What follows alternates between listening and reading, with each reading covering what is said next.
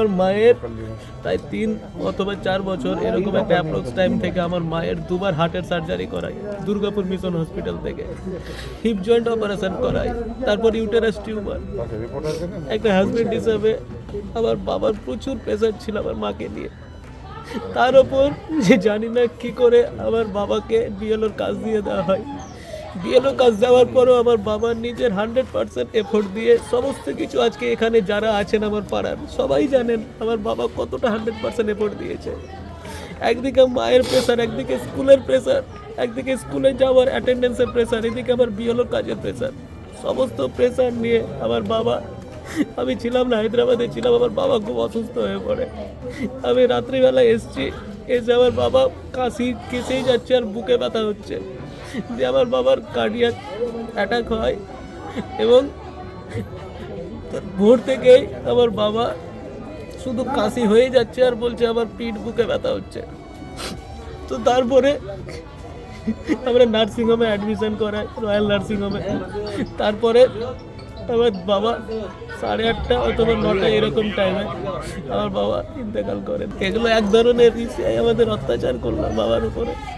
আমি এটাই চাইবো, আমার বাবা মারা গেছে, আপনাদের সকলের কাছে চাইবো যেন এরকম আর কোনো মা বাবা না মারা যায়, কোনো এরকম পেশেন্ট না মারা যায়। সুজাপুর বিধানসভার 144 নম্বরের বুথ লেভেল অফিসার ছিলেন, কাজ করছিলেন, খুব সরল প্রকৃতির লোক ছিলেন এবং টেনশন নিত। আমরা পাড়ার লোক তাকে সহযোগিতা করতাম, আমার বাড়িতেও কাজ হয়েছে। হঠাৎ কালকে 44 জনের নাম ফেরত আসে, তার মধ্যে ওনার নাম ছিল। ওনার নাম হচ্ছে এমডি আনিকুল আলম, কালিয়াচক হাই স্কুলের সহকারী শিক্ষক। এই হঠাৎ নাম আসাতে তিনি অসুস্থ হয়ে পড়েন, তাকে সুজাপুর হসপিটালে নিয়ে যাওয়া হয়। সেখানে ডাক্তারবাবু তার চিকিৎসা করার পরে প্রেসার এবং সুগার টুগার চেক করে ওষুধপত্র দিয়ে বলে আপনি একটু এতে থাকবেন, এই রেস্টে থাকবেন। তারপরে ও বলল যে আমাকে বিডিও অফিসে ডেকেছে, যেতে হবে। আবার বিডিও অফিসে গিয়েছে, ও বলল যে বিডিও অফিসে গিয়ে আবার 44 জনের ডকুমেন্টস কি দেওয়া হয়েছে তার লিস্ট দিয়ে আসলাম।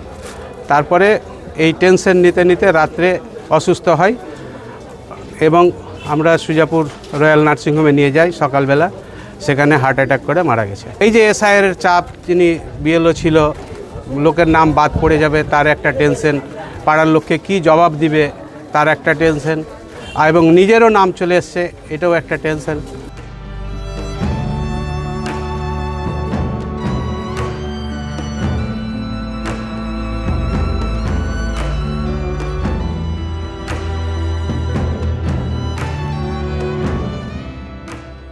নির্বাচন কমিশন এসআইআর নামক চক্রান্ত করে যেভাবে বাংলার মানুষের নাম বাংলার ভোটার লিস্ট থেকে কেটে দিতে চাইছে, বৈধ ভোটারদের নাম বাদ দেওয়ার চক্রান্ত করছে, সেই চক্রান্তের যে চাপ, সেই চাপ নিতে না পেরে এই আনিকুল আলম আজকে সকাল 9টায় ইহলোক ছেড়ে চলে গেলেন।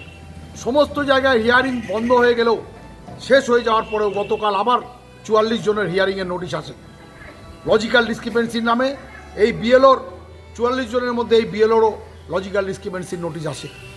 তিনি চাপ নিতে পারলেন না, তিনি ইহলোক ছেড়ে চলে গেলেন। আর কত মৃত্যু দেখলে কেন্দ্রের নির্বাচন কমিশন শান্ত হবে, কেন্দ্রের সাম্প্রদায়িক দল বিজেপি শান্ত হবে?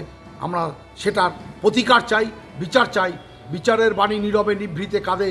এই সত্যকে বাস্তবায়িত করতে কেন্দ্রের নির্বাচন কমিশন আর কতদিন এই বাংলার উপরে অত্যাচার করবে আমরা জানি না। আজকে একজন সুজাপুরের বিএলও, তিনি অসুস্থ ছিলেন এবং আজকে সকালে তিনি তার শেষ নিঃশ্বাস ত্যাগ করেছেন।